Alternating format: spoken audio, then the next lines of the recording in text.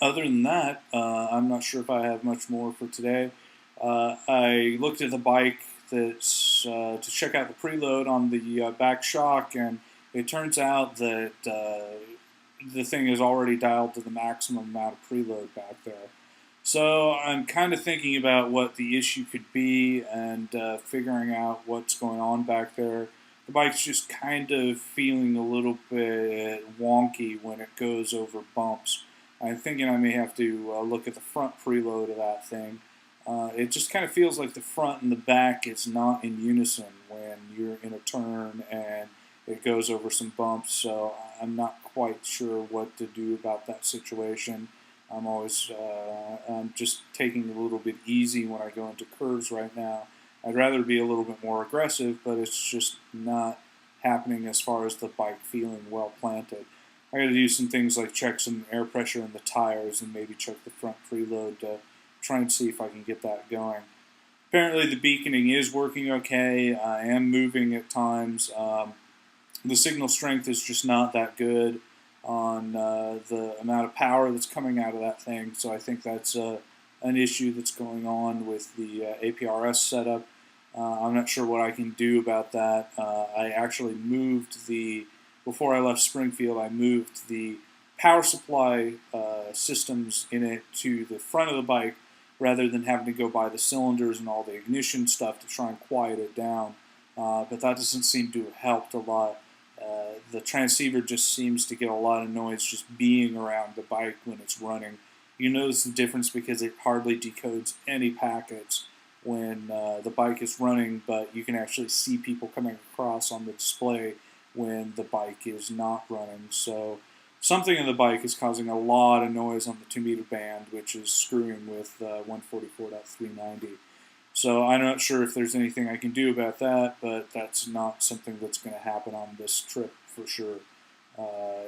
I'm not interested in making a whole lot of changes to the electronics package on the bike while I'm underway and going. That being said, I'm probably going to try and find a Radio Shack and find another power supply for the TomTom GPS navigation unit, just because I lost a little tip piece somewhere on that thing that I couldn't find before I left. So I've been doing without any GPS navigation up until this point, which hasn't been a big deal, just because in general Highway 20 is fairly well signed, and it hasn't been a big issue to stay on the highway once I've been on it. It's just the excursions to the hotels and such that once I get off the highway, it's nice to have something to kind of guide me back there. I did have a couple of scares today as far as thinking I had taken a wrong turn, but the directions on the signs were pretty good.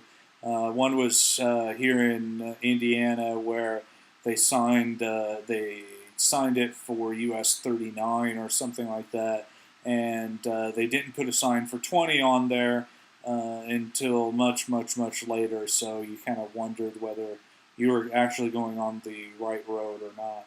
But it turned out okay, and I didn't turn out to make any wrong turns. Those should get fewer and far between as soon as I get out of the Chicago area, which should be the only real difficulty in navigation. Couple of the comments that I read, I noticed that Aunt Dawn had mentioned that I should head further south in Indiana to Attica, I believe it is, where our great-grandfather, well, my great-grandfather and her grandfather is from. Unfortunately, this is having to be a quick trip over to Oregon since I have some obligations there to meet before in the next couple of weeks. So normally I would make this trip a little bit longer and take some more time going over. It's a little bit easier on my body that way because I'm not doing 7 days straight of 10 to 12 hour days. But unfortunately, it's necessary this time with how the scheduling worked out, and I'm really not making a lot of deviations off of Highway 20. And unfortunately, Attica is quite a ways south of Gary and Indiana. It's kind of in the middle. So on both of these trips, I kind of missed that. I would like to go there for sure, but just haven't, the way the trips have lined up just hasn't been there. So I'm not going there and this particular trip. Maybe next summer when I end up driving the car over. I don't really know what the bar exam is going to do and things like that. So this thing has turned out to be 11 minutes already. I'm going to shut the hell up and see if I can get some sleep since it's now 9:46. I lost an hour, and which is good because it allows me a little bit more time to decompress and relax and move the start time out tomorrow. So I'll probably post the short video that I complained about today when I came through northeastern Ohio, which I think I mistakenly referred to as northwestern Ohio, but I'll probably post that too and see what happens that I took with the flip video camera. So thanks for watching, and we'll see how the trip turns out tomorrow.